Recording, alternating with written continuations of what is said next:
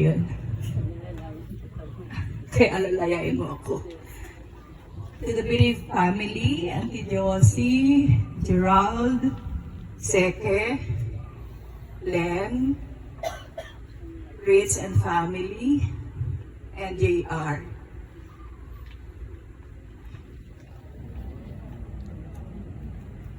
I am deeply sorry for your loss, our loss.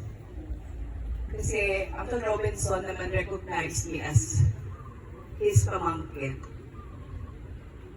Nung naging estudyante niya ako sa college, he was so proud of me. And he challenged me. Sabi niya, pamangkin kita, kaya galingan mo. Hanap na ibabain. Sabi niya.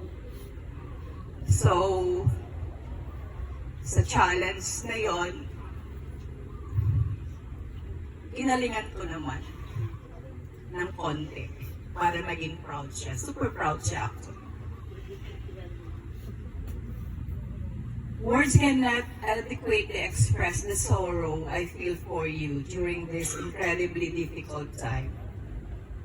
Losing someone we love is never easy. And I know that Uncle Robinson was such an important part of your lives, of our lives. My heart aches with you, and I want to remind you that you are not alone in your grief. In moments like this, I can feel as though the weight of loss is too much to bear. But please remember that even in the darkest of times, God's love and presence are with you. The Lord is close to the brokenhearted and saves those who are crushed in His spirit. That is according to Psalm 34, verse 18. He sees your pain and He is with you, comforting you through this deep sorrow. While it's natural to feel overwhelmed, I encourage you to hold on to the beautiful memories of Uncle Robinson. The love, joy, and kindness He brought into your lives will never fade. Will never fade. And it is in those memories that they continue to live on your hearts. The memory of righteous is a blessing. Proverbs 10:7. And the love you share is a gift that no loss can ever take away. I want to remind you of the hope that we have in Christ. Blessed are those who mourn, for they will be comforted. God promises He will provide comfort in your mourning, and He will sustain you in your grief. Sorry, nanginginig talaga ako. He will wipe every tear from your eyes.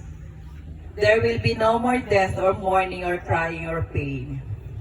Though the pain of loss is real, God offers the promise of eternal life, the comfort of knowing that one day there will be no more sorrow.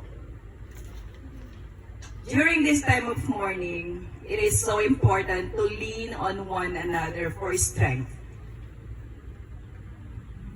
Sabi ko kay Execal kagabi, mahirap mag-isa. So request ko sa kanya, alalayan niya si Auntie Josie. Kasi mahirap mag-lead ng pamilya na nag-iisa. So sorry, parang ako naman na i-comfort niyo ngayon. Family and friends are here to support you, to listen and to walk alongside you. Please don't hesitate to reach out if you need anything, whether it's a prayer, a conversation, or simply someone to be with you. Know that I am here for you. I will continue to pray for you all, asking God to give you peace, strength, and His blessing or healing presence.